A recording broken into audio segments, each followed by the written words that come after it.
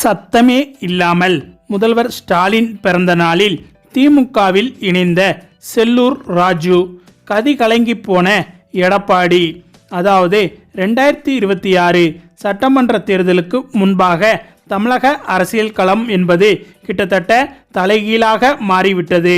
அதற்கு மிக முக்கிய காரணம் எம்ஜிஆர் காலத்தில் இருந்தே அதிமுகவின் தூண்களாக இருந்த பல முக்கிய தலைவர்கள் தற்போது ஆளும் கட்சியான திமுகவில் இணைந்து வருகின்றனர். குறிப்பாக அதிமுகவின் முகமாக அறியப்பட்ட ஓ பன்னீர்செல்வம் திமுகவில் இணைந்தது தமிழக அரசியலில் மிகப்பெரிய விஷயமாக பார்க்கப்படுகிறது. அதிமுகவின் உட்கட்சி மோதல்களால் மற்றும் தலைமை மாற்றங்களால் கடந்த சில மாதங்களாக அக்கட்சியின் முக்கிய புள்ளிகள் திமுகவை நோக்கி நகர்ந்து வருகின்றனர். அந்த வகையில் ஓபிஎஸ் திமுகவில் இணைந்தது என்பது தற்போது தமிழக அரசியலில் உச்சக்கட்ட பரபரப்பை ஏற்படுத்தி உள்ளது. 3 முறை தமிழக முதல்வர் மற்றும் அதிமுகவின் முன்னாள் ஒருங்கிணைப்பாளர் ஓபிஎஸ் திராவிட பாரம்பரியத்தை காக்க தாய் கழகம் திரும்புகிறேன் என்ற முழக்கத்துடன் அண்ணா அறிவாலயத்தில் வைத்து ஸ்டாலின் முன்னிலையில் திமுகவில் இணைந்தார்.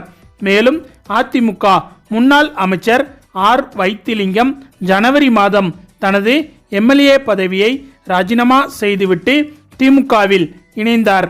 அதேபோல் அதிமுகவின் மூத்த தலைவர் PH பாண்டியன் திமுகவில் இணைந்த நிலையில் அவரது மகனும் திமுகவில் இணைந்தார்.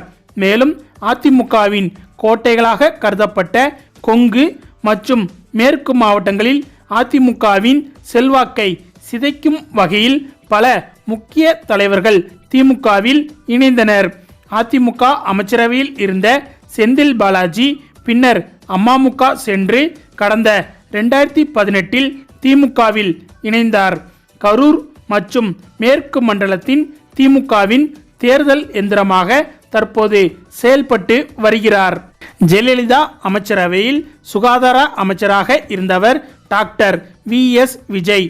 இவர் 2021 தேர்தலுக்கு முன்பாக திமுகவில் இணைந்து வேலூர் பகுதியில் அதிமுகவை பலவீனப்படுத்தினார்.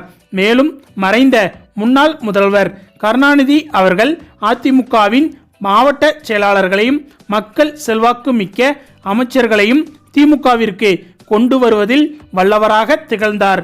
இன்று திமுக அமைச்சரவையில் இருப்பவர்கள் பலர் அங்கிருந்து வந்தவர்களே.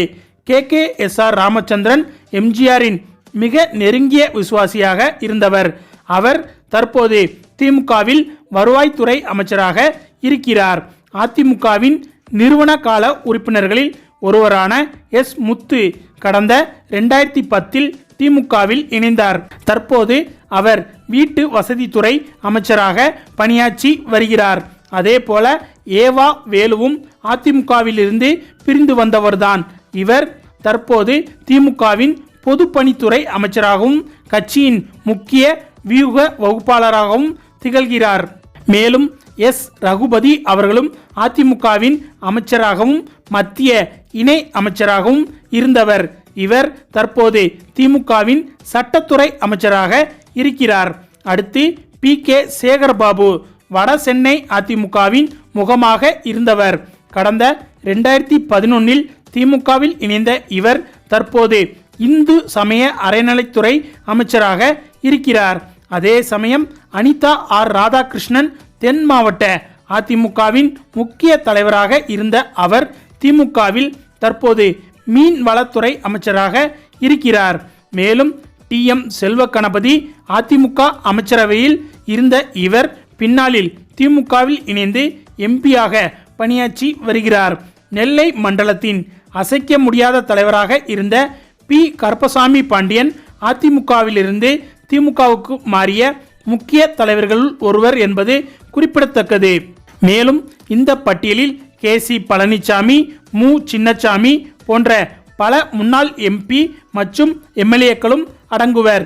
அதிமுகவில் அமைச்சராக பணியாற்றிய அனுபவம் கொண்டவர்களுக்கு திமுகவில் உரிய அங்கீகாரமும் அமைச்சர் பதவிகளும் வழங்கப்பட்டு வருவதால்தான் இந்த தொடர் கட்சி தாவல்களுக்கு முக்கிய காரணமாக கருதப்படுகிறது. இந்த நிலையில் 2026 தேர்தலை எதிர்கொள்ளும் திமுகவின் முன்னணி படையில் பாதிக்கும் மேற்பட்டோர் முன்னாள் அதிமுகவினராகவே உள்ளனர் என்பதும் குறிப்பிடத்தக்கது. மேலும் ஒரு பக்கம் திமுகவின் பலம் நாளுக்கு நாள் கூடிக்கொண்டே போகும் நிலையில் அதிமுகவோ பல துண்டுகளாக பிளவுபட்டு கிடக்கிறது.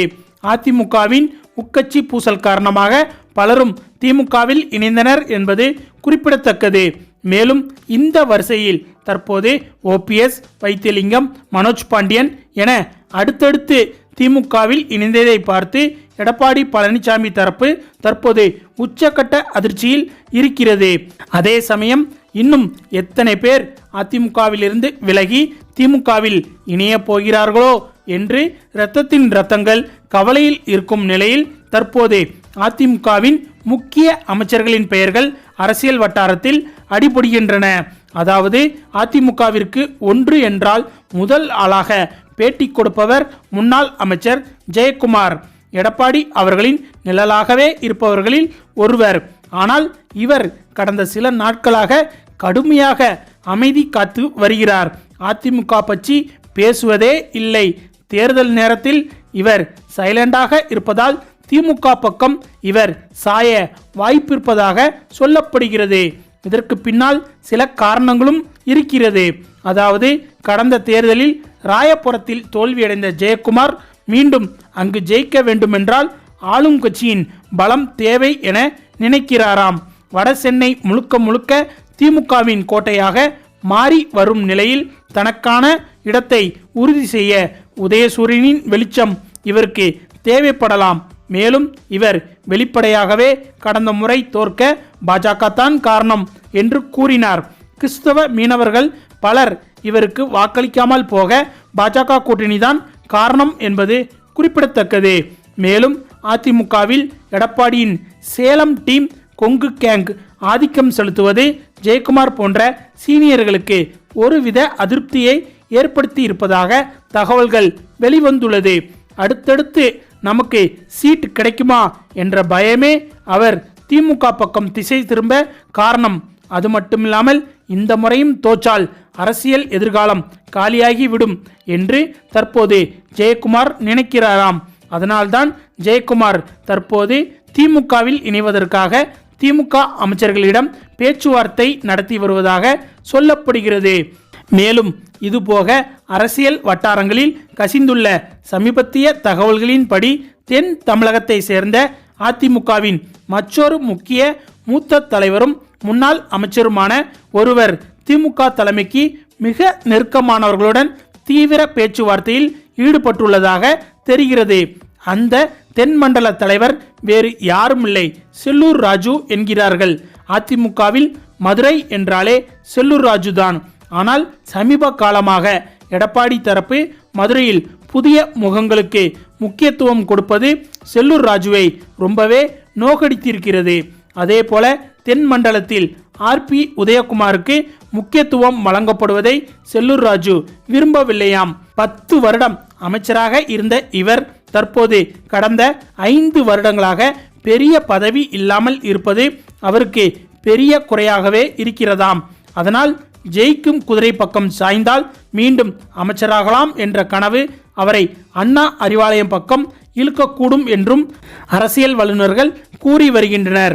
அதாவது சட்டப்பேரவையில் எதிர்க்கட்சி வரிசையில் இருப்பதை விட ஆளுங்கட்சியின் நிழலில் ஒதுங்குவது பாதுகாப்பானது என்று இந்த மூத்த தலைவர்கள் கணக்கு போடுகிறார்களாம்.